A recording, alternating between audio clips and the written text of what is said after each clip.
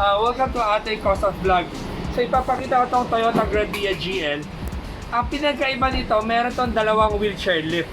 So isa sa likod, isa sa harapan. So pakikita ko muna yung sa likod, which is Ricon brand ang kinabit natin, made in USA. Okay, so ito yung Ricon brand na lift. Maraming katanong, magkano to? This one is 395,000. It used to be 385. Ricon, meron siyang kasamang controller, which this one. So, stow and deploy at saka up and down. So, ang unang gagawin natin, stow and deploy. So, ito pala, itong manual na to, maraming tatanong, paano na ako nasiraan na wala ng baterya?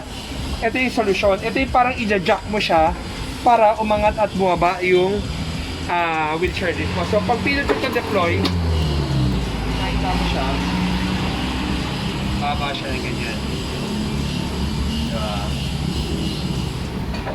Okay.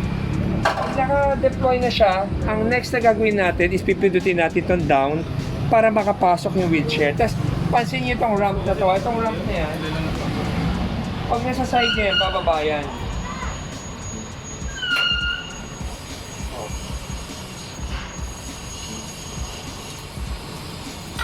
Yan. Pag lumatag din sa sahig, mag-isa na siya, bababa para pagpasok ng wheelchair mo, mabilis na. So ngayon, pag aangat mo ulit, up ulit pipindutin mo.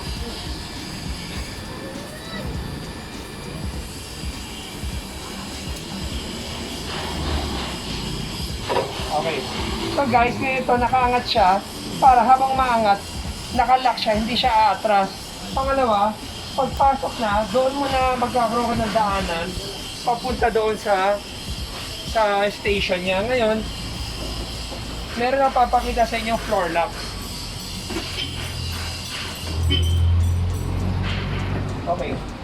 Ito sa sasakyan na to, meron siyang floor locks na ito.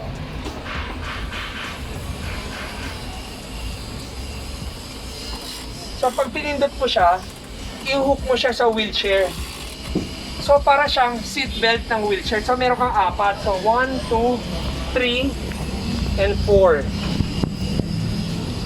Ang purpose ito, para kung nakalagay dito yung wheelchair, ilalak mo siya para kahit anong galaw, hindi na siya magkakaproblema. So next, pag iangat mo na, tayo bababa na ako ulit.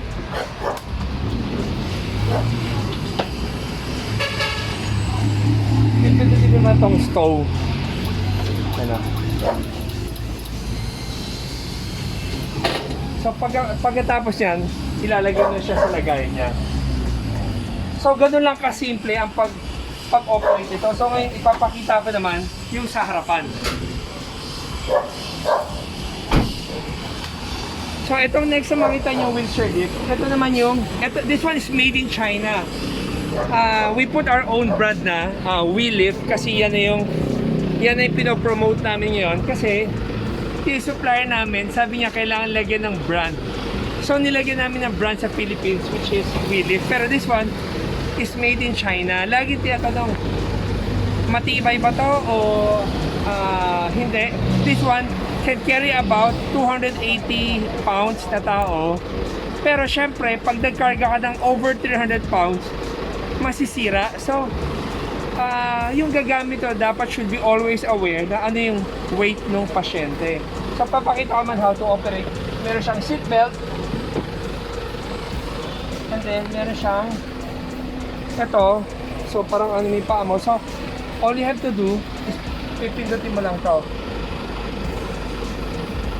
So maatras muna siya para may buwelo bago siya i-split pababa. Tingnan mo yung legroom mo, yung paa ko hindi tumatama dito.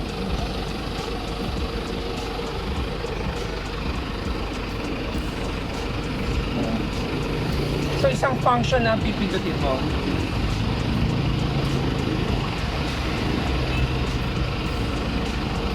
Meron siyang armrest.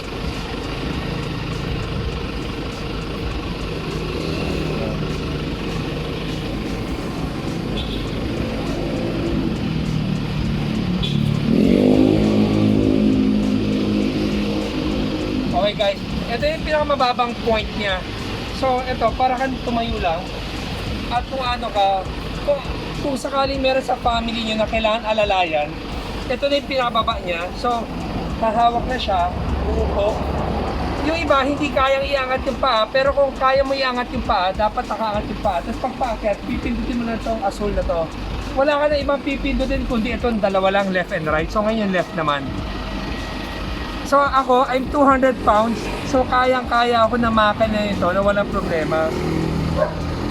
So, ang warranty kasi ito, it's about kung nasira yung motor, anything na hindi siya nasisira like gearing. Yung gear pag nasira, not part of the warranty kasi ibig sabihin ng kaya nasira yung gearing, mali na yung weight, napipilit na yung napapwersa na yung makina.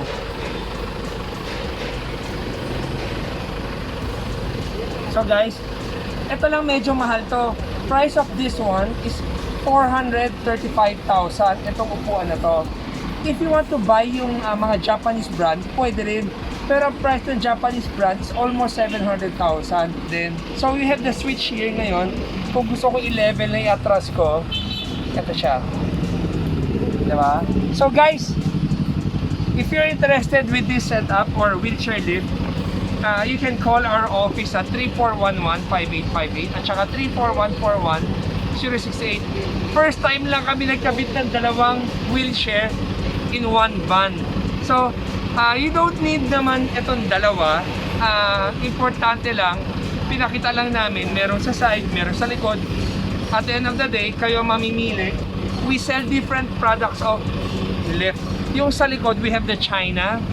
The China is only 295,000 yung China. Kamukha niyan. We have the Bronability made in USA, which is 350,000. We also have the Ricon right now, 395. So, 100,000 difference ng China and Ricon. Pero pag yung Bronability na made in US din compared to China, that's 50,000 difference. Either or you buy the Ricon or Bronability, pareho talagang sobrang tibay yung dalawa na yan dahil subok na yan sa US. Yung China naman, cheaper by 100,000. Some people, it's more on the practical side, they buy the China brand. So at the end of the day, bahala kayo kung ano yung gusto yung piliin. We can cater kung ano yung mga gusto nyo. And then this one, this is the China. Meron din siyang